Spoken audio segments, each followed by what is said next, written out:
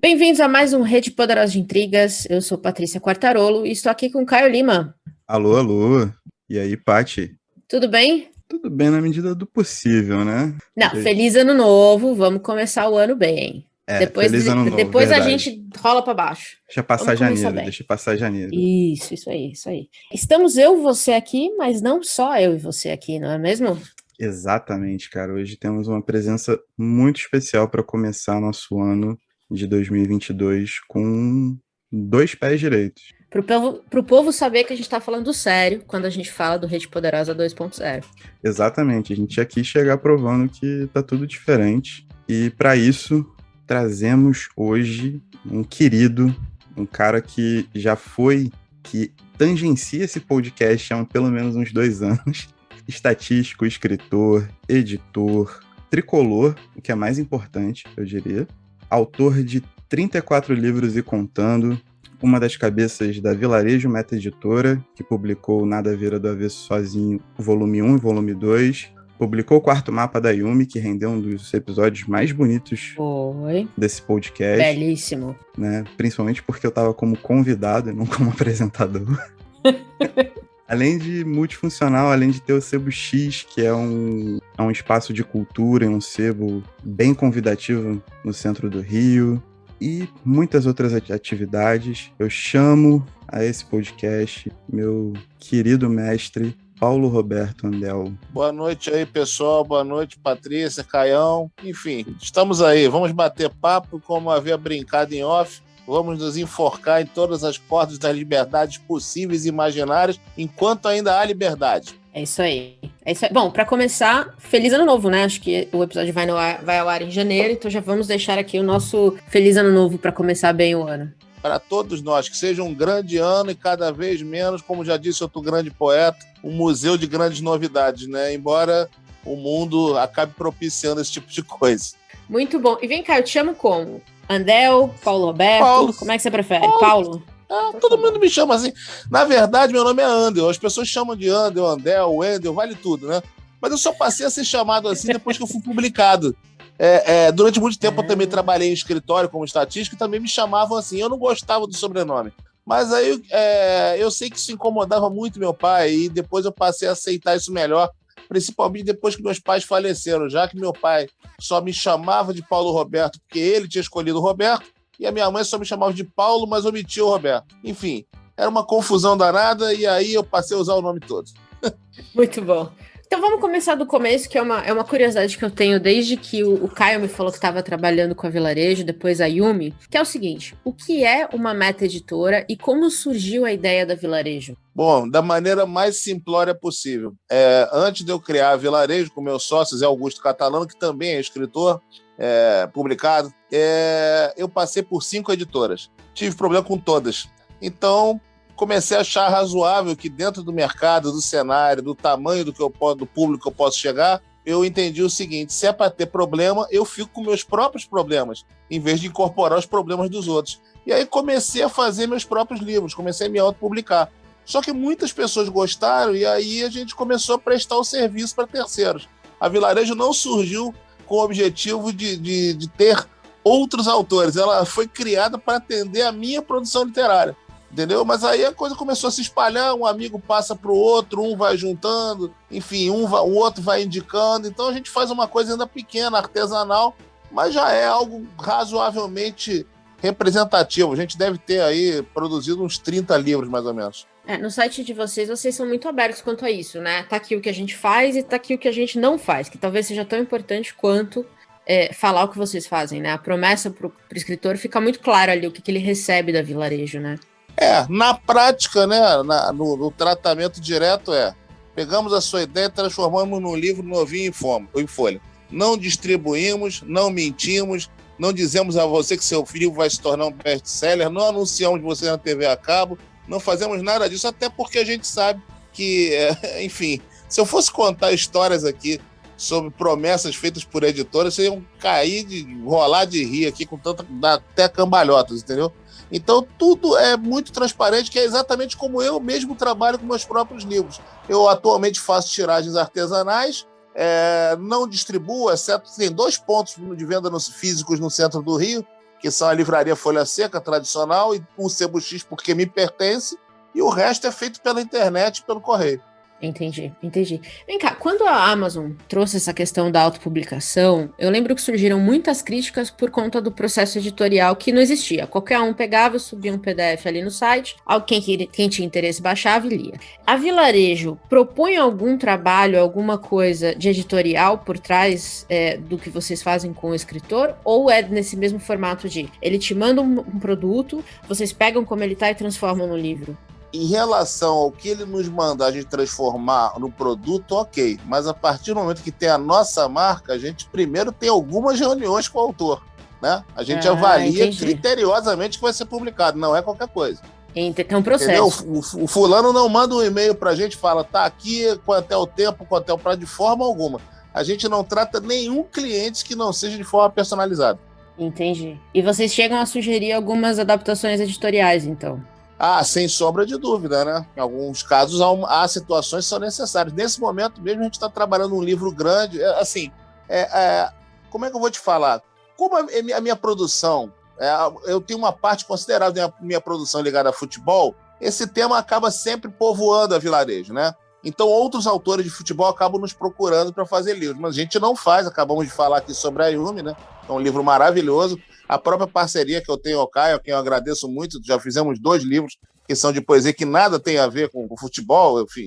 Mas acaba acontecendo o seguinte, a gente nesse momento está trabalhando um projeto caudaloso sobre futebol e por ser um livro que conta histórias muito antigas, ele precisa de uma série de adaptações e de preparos editoriais.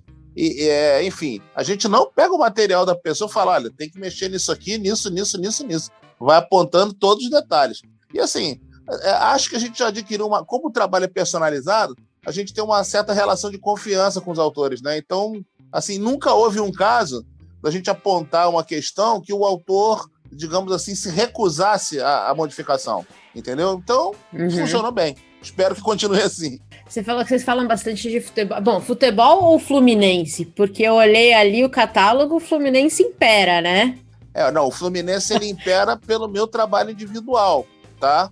Mas, por exemplo, nós temos um livro que é considerado quase um black album do futebol brasileiro. Pela Vilarejo, nós lançamos o primeiro livro que contava toda a história da Copa do Mundo de 2014, que se tornou um tema absolutamente maldito no Brasil por conta do 7-1, entendeu? E temos outros livros, e agora, muito brevemente, nós vamos ter livros, um deles, inclusive, eu participo, é um livro em coautoria, que conta histórias de futebol que não estão ligadas necessariamente, né, nem aos times e nem aos jogos. São histórias de torcedor. O percurso para o estádio, o sentimento de arquibancada, enfim. Então, assim, aconteceu de ter muitos títulos do Fluminense porque esses títulos são quase todos meus e também porque nós temos um outro escritor tricolor maravilhoso, Paulo Rocha, que também publicou conosco. Mas, assim, se os escritores rubro-negros, vascaínos quiserem nos procurar, estamos de portas abertas. Muito bom. E me fala um pouco, então, você e o Caio, dessa parceria de vocês. Como é que surgiu isso? Olha, sinceramente, eu não sei te dizer ao certo. Eu tenho certinho. A gente é amigo há muito tempo de rede social, de muitos anos, né? E provavelmente acompanha o trabalho do outro, né? Então, o Caio está sempre metido em várias coisas interessantes que eu sempre acompanhei. Mas, assim, eu não sei te dizer como é que surgiu. O Caio talvez possa contar melhor do que eu. O dia que a gente resolveu fazer um livro juntos. Porque o nosso livro, pelo menos muitas pessoas que avaliaram, consideraram isso, as pessoas dizem que os nossos poemas têm total coesão. Mas acontece que um não leu o que o outro fez. A gente juntou e realmente teve uma coesão fantástica e quase inexplicável. Agora, eu não sei dizer se eu chamei o Caio ou se o Caio sugeriu. O Caio é que pode lembrar melhor. E eu estava com esse nome na cabeça já há muito tempo, né? Do Nada Vir ao Avesso Sozinho, que, na verdade, é o título de um disco de uma banda que eu gosto muito, né? O Yo La Tengo, que é a tradução de Nothing Turning Itself Inside Out. E eu tava com isso na cabeça durante muito tempo. Vamos fazer um livro com esse nome, cara. E aí, enfim, Caio, conta melhor aí. Me lembra isso que eu tô velho e não lembro. Como é que foi? Eu te chamei ou você me chamou? Cara, pra contar primeiro a nossa relação, assim, como foi construída no tempo, eu não sei se você vai lembrar de lá de 2011, de um projeto chamado Arena Flu. Não, sim, isso eu lembro. Então, a gente se conheceu ali você me cedeu o primeiro espaço para escrever, que foi no Panorama, que eu fiz uma coluna sobre o não rebaixamento do Fluminense em 2009, como aquilo me conectou mais com futebol e tal.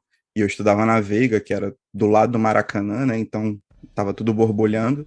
Os anos foram passando, a minha verve literária foi se expandindo, e teve um dia, um belíssimo dia, que eu estava no Facebook, quando meu Facebook era ativo ainda, o antigo, que você só chegou para mim e falou: e aí, vamos publicar? E eu falei... Então foi isso. Eu falei, vamos publicar. Fácil assim? Fácil assim. E eu já tinha muito rascunho aqui de muita coisa. Eu reuni o que tinha de melhor, que eu acho que poderia casar com o diálogo que eu sempre tive com o Paulo, e mandei para ele. Ele em seguida já começou a encaixar algumas coisas dele, a produzir outras coisas por trás, e foi o que foi. Tipo, a gente conseguiu fazer um lançamento no CBX, que foi um dia muito especial para mim, e foi muito bonito, inclusive, assim, né? Muitos amigos passaram lá e... Muito legal, né? Foi muito bacana, minha família toda foi muito maneiro. E aí veio Nada Vira do Avesso Sozinho 2, que foi no meio da pandemia, com coisas que eu já tinha. A gente decidiu lançar em e-book gratuito, né, Paulo? Fizemos exatamente. O 2 eu lembrava, o começo do 1 eu não lembrava, mas é claro que a gente conversou. Mas assim, o curioso é que as pessoas me perguntam às vezes, né, quem teve acesso ao livro, geralmente pergunta: cara, como é que vocês fizeram? Vocês se reuniram? Vocês ficaram trocando ideias? Eu falei: que ideia, gente? Nada. O Caio mandou a parte dele, eu mandei, a gente viu que tinha total alinhamento e foi casando poemas que, de certa forma, poderiam ter algum sentido próximos, né? E o 2 foi nessa mesma vibe, né? Que a gente fez automaticamente também, já tinha a manha do 1, né? O 3 que a gente pretende fazer, né? Espero que já esteja andando, vai ser diferente. Você vai me mandar e eu vou replicar em cima. Exatamente. E eu acho que é uma dinâmica que ela surge de uma forma muito natural, de duas cabeças que, de certa forma, compartilham muitas perspectivas. E é assim que surgem os livros, galera. Não tem muito mistério. Me parece um processo de muita confiança também. Com certeza. Não, mas é bom que se diga.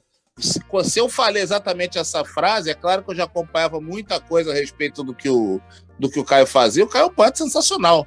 Então, se foi essa exatamente a frase, vamos publicar, eu já tinha total confiança no que ia ser feito, entendeu?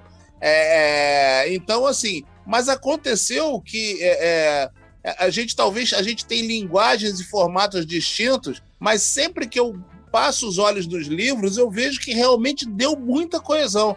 Eu acho que é mais uma questão de, acima de qualquer coisa, acho que é uma visão de mundo parecida. Se você ler os livros, e várias pessoas me falaram isso, as pessoas acham estranho que tenham 2 autores, pensam que é só uma pessoa que fez. Isso também vem que a poesia, né, tende a ser um exercício talvez um pouco mais solitário. É realmente muito fora da curva ver 2 poetas se unindo num livro. Mas eu concordo, ler o livro, você lê, é muito coeso. Do começo ao fim, os poemas são muito coesos. Mas realmente, é bem fora da curva. Pelo menos da minha experiência com poesia, que não é das maiores. Então, quem estiver ouvindo, tiver mais experiência, quiser falar sobre, fiquem à vontade. Mas eu acho que é sempre um exercício tão solitário fazer poesia, ou me parece. Assim, em dupla realmente é algo bem raro. O que tem são as chamadas, as coletâneas, né, as compilações e tal, né? Isso acontece. Isso. Mas assim, um trabalho em dupla, planejado, né, com troca, realmente eu não tô lembrado. Eu não tô lembrado de ter visto algo semelhante, pelo menos nos últimos tempos, assim. Mas eu sei que funcionou super bem. Tanto é que a gente já conversou dia desses. A nossa ideia é, quando o Caio começar a aquecer as turbinas aí, a gente preparar o terceiro, né? Enfim, aproveito aqui para fazer meus elogios. O Caio é um poeta fantástico, é sensacional. E digamos assim, meu trabalho ficou reforçado com a poesia dele ao lado, né? O livro não seria a mesma coisa se eu tivesse publicado sozinho. Ele funcionou melhor, muito melhor, em parceria. E eu retribuo, né, todos os elogios, não só pela sua obra, mas também porque a Vilarejo ela acaba sendo um ponto de encontro para a realização desses pequenos sonhos que a gente tem, sacou? A materialização desses pequenos sonhos, que é colocar um livro na pista, colocar um projeto na pista, principalmente colocar ideias, sabe? E é muito maneiro que, dos feedbacks que eu recebi quando comecei a distribuir os livros, teve um lance que foi muito maneiro, que Nada Vira do Avesso Sozinho é um título triste por si só. Não tem como não chamar a atenção para esse lado. Mas qualquer forma, né, que ele tenha dado certo, ou de todas as formas que ele tenha dado certo, é porque apesar de ter muita coisa ali, né, reflexiva, introspectiva, da solidão e das visões de mundo parecida, eu vejo no Paulo também um cara que é um trabalhador incansável, sabe? Pela literatura, pela Vilarejo, pelo sebo, pelo próprio Fluminense, etc. Então, tipo, existe uma chama, uma faísca ali que tá sempre acesa, e essa é uma parada que eu, apesar de já ser um quase aposentado na minha cabeça, não quero que se perca, sabe qual é? Eu também não quero perder esse tipo de disposição. Eu também quero continuar fazendo. Então eu acho que acaba casando muito por causa disso. A gente não tem esse contato diretão, porque eu fico aqui bastante isolado de redes sociais, agora que eu tô um pouquinho mais ativo. Mas sempre que a gente troca ideia é uma parada muito... Eu não vou nem falar produtiva, porque eu não quero dar essa conotação de produção. Mas é sempre uma parada muito fortuita. As paradas sempre estão batendo, os assuntos sempre estão batendo. As ideias sempre estão em consonância, sabe? Isso eu acho que é a parada mais difícil e mais importante de se construir. E eu acho que o livro materializa isso muito bem. E a gente acaba tendo mais ideias para construir a saga Nada Vira do Avesso de formas diferentes, saca? E tá em produção, hein? Já tô avisando aí, ó. Spoiler. Começa o ano com lançamento. Aí. Hashtag vem aí. Isso aí. E aí a terceira legião, pronto. Pra sair em 2022, pra sair em 2022 ainda, ou não? Ou não tem previsão? Ah, sai, pô, janeiro. Sai. Sai. Quando ele tiver feito a parte, eu vou e sento a mão loucamente e a gente bota isso para acontecer. Tem que ser. Obrigado, Caio. O que acontece também é o seguinte, né? Eu acho que eu fiquei tanto tempo represado do processo de publicar, que quando eu tive essa possibilidade, eu resolvi disparar tudo que eu podia e, consequentemente, com essa questão das pessoas se aproximarem de nós e trabalharem conosco, de tentar viabilizar o máximo de livros possíveis, entendeu? Então, acho que também vem disso, né? Eu, por exemplo, por causa de uma bobagem, uma vergonha que eu passei, olha só, vou contar isso para vocês depois, eu tive um atraso de publicação de 13 anos na minha vida. E, no entanto, quando isso finalmente aconteceu, e justamente no momento em que o mercado editorial ele começava a ter as inovações tecnológicas, né, a impressão digital, a facilitação para você fazer uma quantidade menor de livros, aí eu disparei que nem um doido para correr atrás do tempo perdido. Isso está relacionado ao seu tempo trabalhando nas editoras? Não. Na verdade, a história é curiosa, é interessante, mas vou contar brevemente. Nos anos 90, eu era um frequentador assíduo da livraria Berinjela, que é uma livraria marcante, é um sebo tradicionalíssimo aqui do centro do Rio de Janeiro, e eu era muito amigo do antigo dono. Então eu ia lá quase todo dia, né? Na verdade, eu ia para ver livro, comprar CD e jogar botão. Lá tinha uma mesa de botão, estava sempre jogando. Bom, inevitavelmente, alguns próceres da cultura nacional passavam por lá. Então, de vez em quando, você estava lá parado, você esbarrava e batia papo com o Rui Castro. Aí, nesse período, eu conheci dois caras que foram fundamentais para mim. Carlito Azevedo, que é uma das grandes referências da poesia contemporânea no Brasil, e Rubens Figueiredo, né, escritor, autor, tradutor, premiado, enfim, que viviam na Berinjela.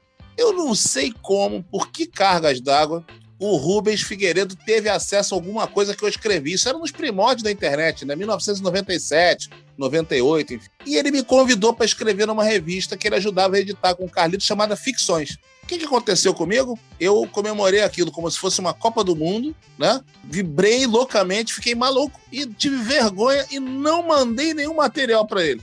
Não! Não mandei. Bom, e aí se passaram 13 anos. Eu estava em casa, nessa época eu já era um humilde cronista de internet, que ninguém me conhecia, escrevia para mim mesmo, e estava escrevendo crônicas do Fluminense, das partidas do Fluminense. Há 2 semanas do título nacional do Fluminense em 2010, eu olhei para aquele material que eu tinha e falei, cara, será que isso dá um livro? Tô achando que dá pé. E resolvi escrever pro Jorge Viveiros de Castro, que é dono da editora Sete Letras, uma editora bastante conhecida, enfim, internacionalmente, e porque ele é primo de um amigo meu. E aí mandei um e-mail para ele, falei, Jorge, olha só, eu tenho um material aqui, cara, eu tô começando a achar que isso aqui pode dar pé de um livro sobre o Fluminense. E aí a resposta foi assim, me manda esse material hoje, se o Fluminense for campeão, vai pra gráfica no dia seguinte. Eu olhei para aquilo, achei uma loucura, né? Eu falei, cara, ele pode até me conhecer, mas como é que ele tá falando um negócio desse se ele nem leu o que estava escrito? Bom, vou pular no tempo pra gente não se estender muito. O fato é que passaram-se 2 semanas, o Fluminense foi campeão, o livro foi pra gráfica e aí começou, finalmente eu estreiei em livro. Anos depois eu tô lendo uma entrevista do Jorge na internet, ele falando sobre o processo de seleção dos autores das 7 letras, como é que ele faz, se ele lê todos os originais e tal, aquela coisa toda. E daqui a pouco ele respondeu assim na entrevista, você lê os originais todos? Ele falou, leio tudo, tá? Leio tudo. Mas tem gente, eu tenho fiéis escudeiros, que quando me indicam alguém, eu não preciso nem ler para saber que é bom. Aí a repórter perguntou quem? Carlito Azevedo, Rubens Figueiredo, ou seja, ele nem leu meus originais, ele lembrou da indicação 13 anos antes que o Rubens tinha me feito para a revista, e foi o suficiente para ele publicar. E aí começou toda a minha história. Se eu soubesse, e olha que, né, de 97 para 98 para 2010 foi um salto, naquele tempo publicar era muito difícil, né? Hoje, se você quiser publicar 5 livros, você vai pagar evidentemente mais caro, mas você consegue. 15 livros você faz, né? Naquele tempo, você não fazia menos de 500, se eu não me engano, ou menos de 1.000, era muito difícil. Se a editora não te bancasse, só pessoas realmente com uma disponibilidade financeira muito grande poderiam realizar seu primeiro livro. Caramba, então literalmente o Fluminense te ajudou a ter uma carreira literária. Sim. Eu já escrevia, eu já escrevia há muito tempo em sites e blogs, eu escrevia sobre música, eu escrevia sobre uma série de coisas. O futebol eu comecei 4 anos antes e acabei sendo contemplado com isso. E aí, o Fluminense me tomou de uma forma tão avassaladora que eu escrevi muita coisa e não fiz o que eu queria, que era justamente publicar fora do futebol, fazer as coisas que realmente me interessavam. Até que em 2017 eu me mobilizei bastante para isso e publiquei uma série de livros que são fora desse mundo de futebol, e dentre esses livros todos, as minhas parcerias com o Caio. Sobre que outros temas você já publicou? Conta pra gente. Bom, vamos lá. Rio de Janeiro, tenho 2 livros, Cenas do Centro do Rio 1 e 2, são livros de crônicas, esses especificamente, que tratam de diversos momentos que eu vivi, que eu lembro do centro da cidade. Quando eu era criança, que meu pai tinha uma loja aqui, depois quando eu me mudei para cá, enfim, várias situações diferentes contadas ali.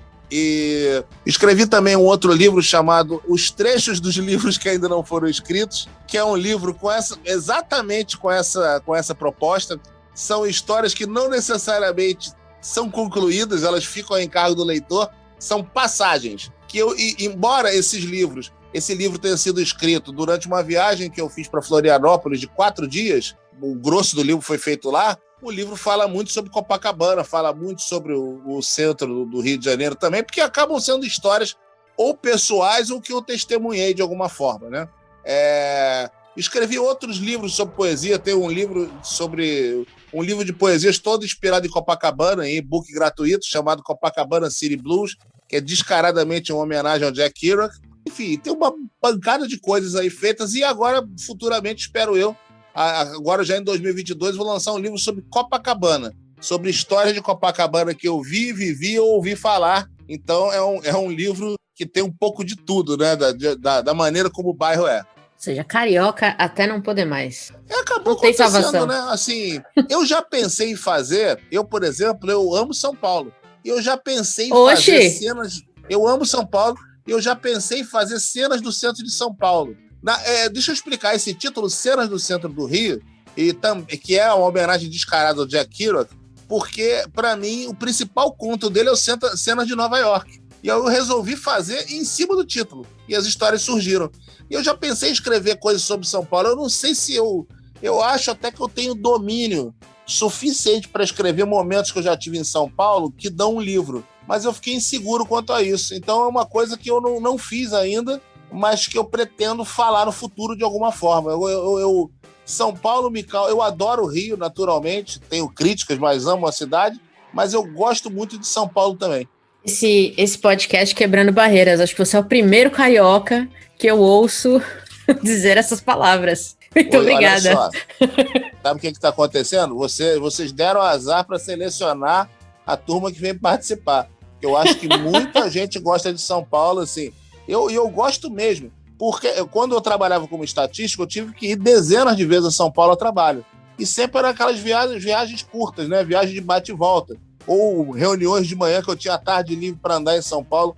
Eu jamais desperdicei uma viagem. Eu fui a São Paulo, que eu tinha voo somente à noite. Em todas elas, eu fiz questão de atravessar a cidade, de passar em lugares, de ver coisas. Enfim. Acho muito atraente. Até o underground de São Paulo me interessa. Aquela coisa ali, por exemplo, quando você tem ali aquelas ocupações de prédio nos arredores da Galeria do Rock, sim, sim, perto da Praça da República. Eu acho que aquilo ali dá um material underground fantástico, né? Então, assim, e eu comparo com o Rio, né? Porque a gente conhece o underground daqui. É curioso perceber como esses undergrounds eles são personalizados. O jeito de São Paulo é diferente do Rio. E assim, ao mesmo tempo que há muitas semelhanças, né? Assim como tem, por exemplo, a Praça da República, nós temos outras praças muito parecidas aqui, mas ao mesmo tempo que elas lembram, elas são completamente diferentes nas peculiaridades, no jeito das pessoas, no caminhar. Eu sempre penso nisso. Daí a minha insegurança. Eu pensava assim, eu acho que de repente eu tinha que ir mais algumas vezes a São Paulo para fazer o que eu quero. Mas eu pretendo no futuro fazer isso, até como uma homenagem. Meu pai não era paulistano, era paulista de São Carlos, depois veio morar no Rio e passou a sua vida toda aqui.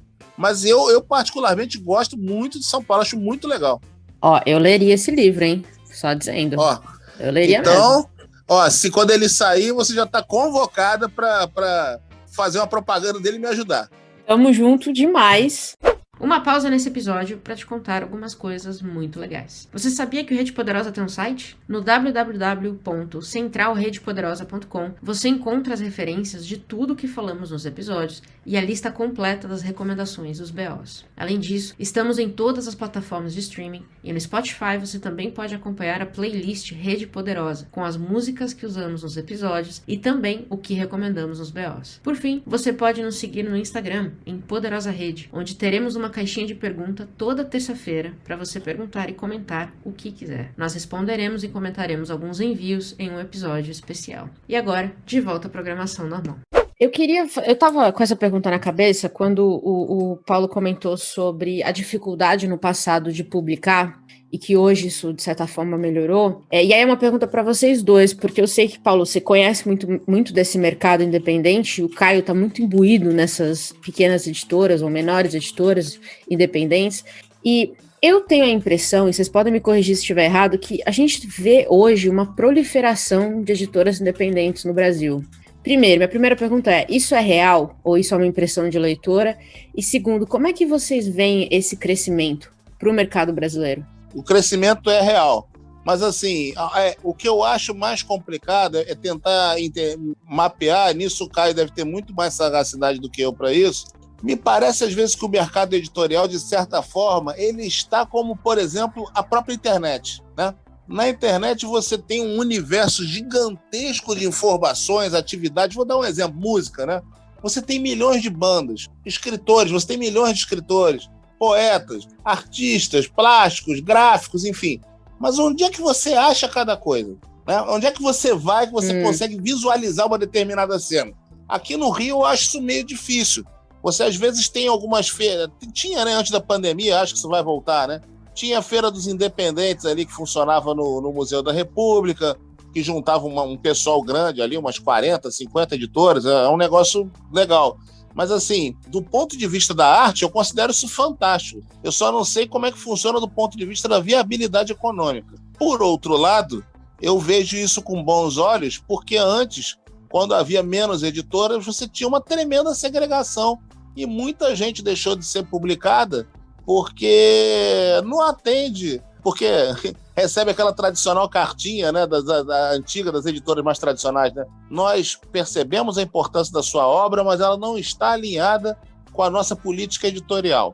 No entanto, se o autor quiser financiar a obra, poderá entrar em contato com o nosso telefone tal, para ter informações. Ou seja, o cara não te produz, mas se você pagar, ele produz, né?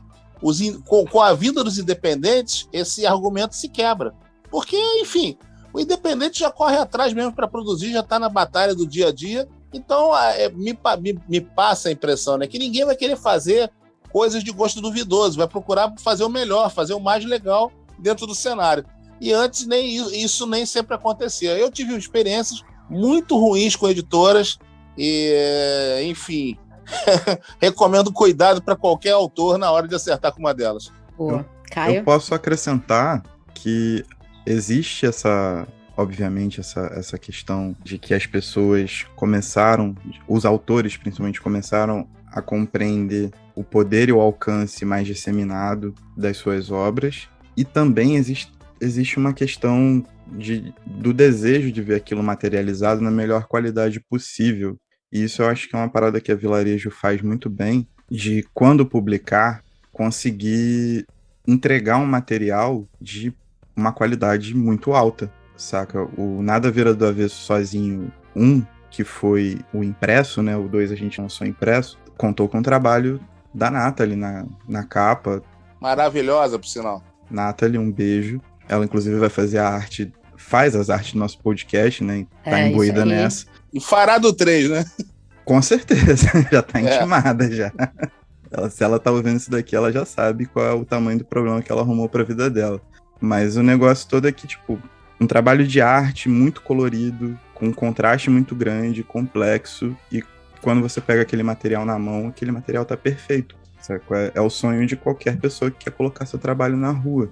A gente não tá falando mais de um papel branco, mal diagramado, sabe? Tipo, é a oportunidade de você publicar o teu trabalho numa qualidade muito alta, muito boa.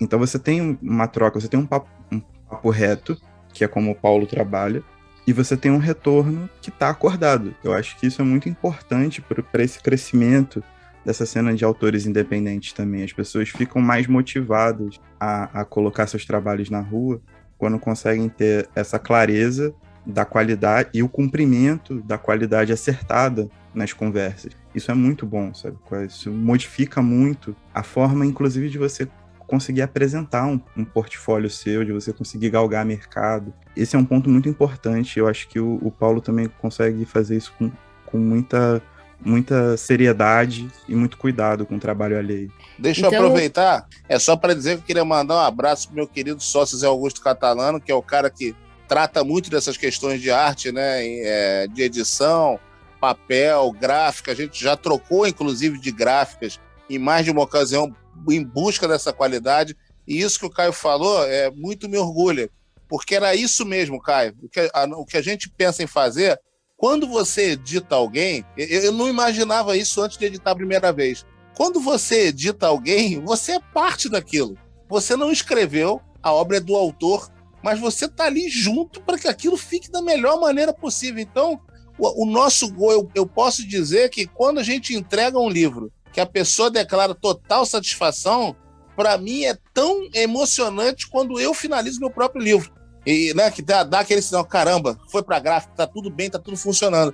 Porque, afinal de contas, a nossa marca tá colada ali.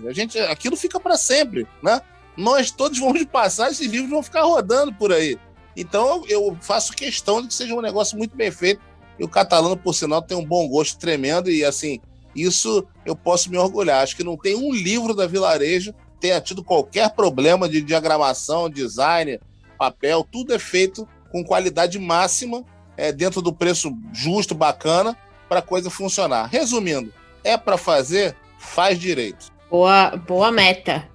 Então, eu vejo isso, pelo que vocês falaram, é muito positivo, então, para a relação autor-editora, né? Porque tudo que vocês me falaram aqui, essa impressão que eu tenho é que o autor tem mais autonomia agora do que jamais teve antes. É isso? Eu acho que sim. Antigamente, o que você fazia? Você ia para uma editora, batia de porta em porta, tomava a porta na cara ou tomava aquela cartinha, né? Depois eu te escrevo e aí falo, olha, seu trabalho não se adapta ao nosso conceito literário, enfim. Ou tinha a seguinte oportunidade, o cara vai, beleza, gostei da sua obra, vou te publicar. Te pago 10%, né, do valor de capa e vou te prometer mundos e fundos, aquela coisa toda. O pobre autor ingenuamente acreditava nisso. E aí, quando o livro saía, a editora não fazia rigorosamente nada para divulgar a obra. Não estou generalizando, né? Por favor, né? Isso não é uma crítica generalizada, mas é uma crítica que atinge uma parte considerável do mercado editorial. E hoje, como a gente estava falando sobre a questão dos independentes, é muito mais fácil um independente batalhar pelo seu autor do que uma major, entendeu? Então, eu vejo nisso e outra coisa, como você tem muitas possibilidades, um autor, antes de publicar seu livro, se ele mesmo fizer o autofinanciamento ou o crowdfunding ou o que quer que seja, ele tem dezenas de opções para saber onde é que ele pode fazer melhor. Agora, é claro, no nosso sistema, por exemplo, nós funcionamos, por exemplo, o Caio já indicou clientes para a gente, né? A Yumi veio pelo Caio, né? Então, assim, à medida que a gente vai criando uma situação de parceria, e os autores não são só nossos clientes, mas são nossos amigos, a coisa vai crescendo de tal forma que as pessoas que chegam indicadas já vêm com uma confiança. Olha, eu falei com fulano que publicou com vocês e eu queria fazer também, entendeu? A única coisa que eu lamento profundamente é ser pobre hoje, porque se eu tenho dinheiro, eu ia bancar muita gente boa que está por aí e que, apesar da gente organizar tudo, crowdfunding, tentar fazer o máximo possível para a obra ser viabilizada, a gente sabe que nem sempre é fácil, principalmente para um autor estreante. Mas tem tanta gente boa para mostrar tanto valor por aí, e mesmo, para finalizar, respondendo a sua pergunta, eu acho que hoje é muito mais fácil, mas por outro lado, ainda assim, há uma exclusão. E eu acho que há essa exclusão justamente porque os independentes não têm uma grande capacidade financeira de investir no novo. Eles conseguem produzir, mas vão ter dificuldade, por exemplo, de financiar obras. Eu era doido para financiar um monte de gente. Complementando a fala do Paulo, tem, acho que uma parada muito importante também, que é a seguinte: hoje nunca existiu tanta gente publicando, isso é um fato, seja por meio digital, seja por meio físico. Existe muita gente boa que ainda não consegue publicar, porém que já sabe mais ou menos, já escreve, né, o que é mais importante. E hoje a gente vê que, predominantemente, a barreira é uma barreira financeira. Tipo, as pequenas editoras, elas não conseguem ter o lastro que poderiam ter. E uma coisa muito importante também que eu acho que chega muito quando você consegue ter esse tipo de conversa direta, esse tipo de trabalho personalizado, é a questão de que o Paulo publica muita coisa sobre o Fluminense, mas não é todo autor sobre o Fluminense que ele vai aceitar, sacou? Eu acho que o papo fica muito... O papo fica reto, não tem muita curva. O autor tem autonomia e a editora independente tem a sua linha cada vez mais clara, a sua linha editorial cada vez mais clara. E essa conversa se desnuda de uma maneira muito mais fácil, sacou? Faz sentido. E, aliás, nessa linha, a gente começou falando da Vilarejo, eu queria encerrar falando da Vilarejo. Paula, minha pergunta é, digamos que, né, a questão financeira não seja um problema, você vê a Vilarejo virando talvez uma editora híbrida? Parte editora padrão, parte meta-editora? O nome é mais uma... O nome surgiu quase de uma brincadeira, tá? Mas acabou virando nossa marca. Eu honestamente, eu não sei como é que vai ser o futuro próximo. Curiosamente, não sei se por conta da pandemia, mas assim, 2021 foi um ano bem legal para nós. Nós tivemos várias encomendas, né? Vários projetos. Mas assim, como nós ainda somos minúsculos, o grande passo que eu queria dar, honestamente, era esse que eu te falei, no sentido de eu conseguir investimento para fazer a Vilarejo crescer economicamente, mas não só para isso, mas também para buscar o novo, para apostar no que ninguém apostou, entendeu? Para fazer coisas diferentes e interessantes, né? Acho que o cenário atual hoje, eu por exemplo, me desdobro, né? Porque eu trabalho com a Vilarejo e trabalho com o Sebo X. Então, eu tenho que dividir meu tempo nessas tarefas. O meu sócio também não é o único emprego. Ele trabalha como profissional de TI para uma empresa estadunidense, remoto, e atua na Vilarejo. Então, assim, no momento hoje, a gente não consegue ainda viver da Vilarejo. A gente consegue arrecadar, mas assim, a gente não consegue ainda viver. Esse seria um plano, mas para a gente fazer isso é necessário um crescimento econômico. E a maior barreira, como o Caio estava falando da barreira financeira, é que, assim, eu tento tirar um exemplo da minha vida de livreiro para levar para isso, né?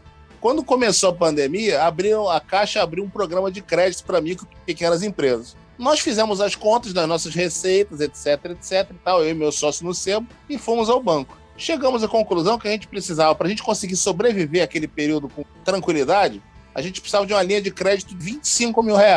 O gerente fez a simulação, você sabe qual foi a conta proposta? 900. R$900? E aí eu até ri e falei, cara, R$900, se eu pegar o cartão da minha esposa e passar na minha máquina do Sebo, eu vou ter esse dinheiro, entendeu? Então, assim, eu fico pensando, eu também, como eu te disse, eu não conheço tanto, né? O Caio, acho que ele sabe muito melhor do que eu para falar isso, mas assim, acho que as independentes têm uma dificuldade nessa questão, porque como é que o mercado anda? Para o mercado andar, você tem que ter investimento. Para ter investimento, se a pessoa não tem recursos próprios, ela teria que conseguir um empréstimo. E os bancos não emprestam nada. Então, você não consegue apostar no novo. A nossa limitação hoje é que praticamente quase todos os nossos projetos, que não foram os meus, os autores se financiaram. Em vários casos, nós organizamos as campanhas de crowdfunding, alguns livros já saíram pagos, mas a gente não conseguiu investir em recurso próprio. E eu queria muito fazer isso, porque isso é uma maneira de valorizar o autor. Só para fazer um ganchinho. É claro que na crise, as editoras majors aproveitaram da situação e baixaram, né, os percentuais de direitos autorais, né? Muita gente aí que pagava 10% agora está pagando 5%. Ou seja, você imagina, vou dar um exemplo do futebol. O autor é contratado por uma editora, tem um trabalho colossal para fazer um livro. Vou dar um exemplo aqui, não vou nem citar nomes, mas é um exemplo conhecido no futebol carioca hoje. Um livro que custa R$150. Um livro de 3 autores. Cada autor recebe R$5 por exemplar. Vender 1000 livros de futebol, de qualquer tema, se não for o Neymar ou o Pelé, você dificilmente vai conseguir. Eu consegui, com muita sorte, dos 20 livros que eu fiz, eu consegui fazer isso 2 vezes, né? Ultrapassar a venda de 1000 exemplares. Então, assim, para aquilo ser minimamente rentável para os autores, a venda é quase impossível, ou seja, são contratos que, na verdade, vão ficar só na teoria, porque na prática aquilo não vai acontecer. O livro não vai vender 1000 exemplares por conta do preço dele, por conta do momento, por conta de tudo que está acontecendo. Então, assim, o que eu queria mesmo, fundamentalmente, era poder financiar novos autores, financiar a poesia. Eu já trabalhei, fui contratado por uma editora que o dono, em certa ocasião, me agradeceu, falou, cara, que você vendeu, pagou praticamente toda a produção de poesia do ano. Já pensou isso? Além de eu ter conseguido, enfim, receber um dinheiro pelo meu trabalho, ver o meu livro lançado, eu ainda me senti melhor, porque eu soube que parte do lucro que eu gerei serviu para publicar outros poetas. Então, isso é fantástico, mas assim, foi uma vez, né? Nesse aspecto, até por conta de tudo que a gente está vivendo no Brasil, é bem difícil, mas, tomara que a gente consiga dar passos adiante e melhorar as coisas para fazer o cenário realmente acontecer como devido e aí passar para a próxima etapa, que é o investimento em autores. Muito bom. Conte com a gente, pelo menos, para sermos uma voz aí a favor da Vilarejo, do trabalho de vocês. Vou contar e vou amolar vocês. E vou escrever sobre São Paulo, pode esperar. Eu vou adorar ler sobre de verdade. E Paulo, obrigada. Eu não tenho mais nenhuma pergunta, acho que você respondeu tudo. Eu acho que a gente tem que te trazer de volta só para contar a história, porque pelo que eu tô entendendo aqui, tem muita coisa ainda que você não abriu. Acho que a gente tem que fazer uma sessão, cafezinho, um chopinho e história com o Paulo, Caio.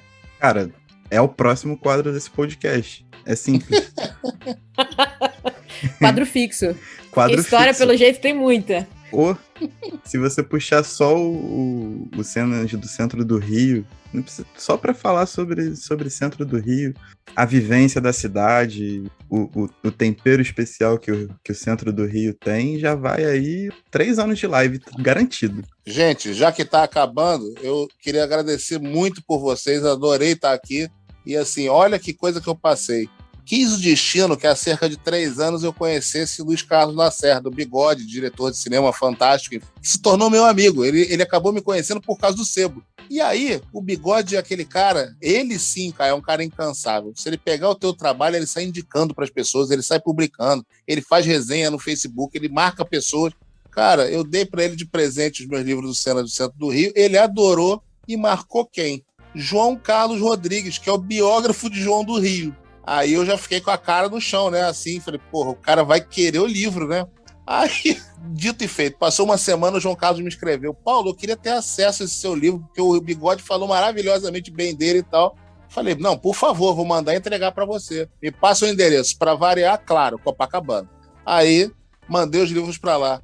Rapaz, não é que o homem depois escreveu, ele falou que ele sentiu felicidade em saber que traços do João do Rio eram preservados por cronistas de hoje como eu, cara. E eu me senti maravilhado com aquilo, porque assim, embora o João do Rio seja uma força da natureza, uma presença, eu não posso dizer que o João do Rio possa ser uma influência minha. Porque eu só li o João do Rio mesmo já adulto, com mais de 35 anos. Então, assim, a minha formação, a formação que deu, de certa forma, o meu estilo de escrever, nunca teve nada a ver com ele. Mas o próprio cara que é o biógrafo viu semelhanças, então fiquei no outro mundo. Obrigado, gente. Falei muito. Pô, vocês são demais. Muito legal mesmo. Muita qualidade, muita moral. É isso. É isso. Resumiu Começamos tudo. 2022 tranquilo, pô. Tá tudo É certo. isso. Com o estilo lá no alto, a lista de convidados lá no alto. Quero ver como é que a gente vai seguir daqui, mas enfim. A Bicho, vida a é gente isso vai aí. ter que fazer muitos amigos. E pra isso a gente vai ter que ser mais social. Ai, meu Deus. Ai, já me deu até dor nas costas já, só de pensar. Mas vamos que vamos. Paulo, obrigada de verdade. Um prazer ter você aqui. Espero que você volte mais vezes. E espero que quando você for lançar o São Paulo Rio, você chama a gente pra festa. Não, É não isso. só vou chamar. Não, com certeza vocês são personalidades VIPs desse circuito. Eu preciso ter coragem para botar a mão nisso, para fazer exatamente como eu quero. Mas é algo que eu pretendo sim. E acho que vai acontecer. Estou sentindo isso. Vai por mim. Muita gente aqui gosta de São Paulo. Confia em mim. Eu, particularmente, gosto muito, inclusive. A gente tem que agendar novas bebedeiras em São Paulo, ô Paty. Cara, eu adoro São Paulo. Cara, adoro. Adoro aquela diversidade de bairros. Eu adoro as placas. Eu adoro aquele caos do trânsito. Porra, aquele metrô que dá aquele clima de maior metrópole do mundo enlouquecido. Eu acho tudo fantástico. Eu gosto do Morumbi, gosto do Pacaembu, gosto da Avenida São João, com aquele dark side tremendo que ela tem ali, enfim. Pô, acho tudo legal. Então, próximo a gente faz ao vivo num bar aqui em São Paulo. Eu vou. É isso. Me chama que eu vou. Como diria Muito Sidney bom. Magal, um poeta contemporâneo, né? Muito bom. Bom, Caio, começamos o ano? Começamos o ano. Temos mas um episódio? Temos um episódio. Belo episódio. Começamos estourando tudo. Muita Cidra Cerezer por alto. Meu Deus. É isso. 2022 que se segure. Rede Poderosa 2.0 tá na área. É isso. E tchau. Tchau. Tchau.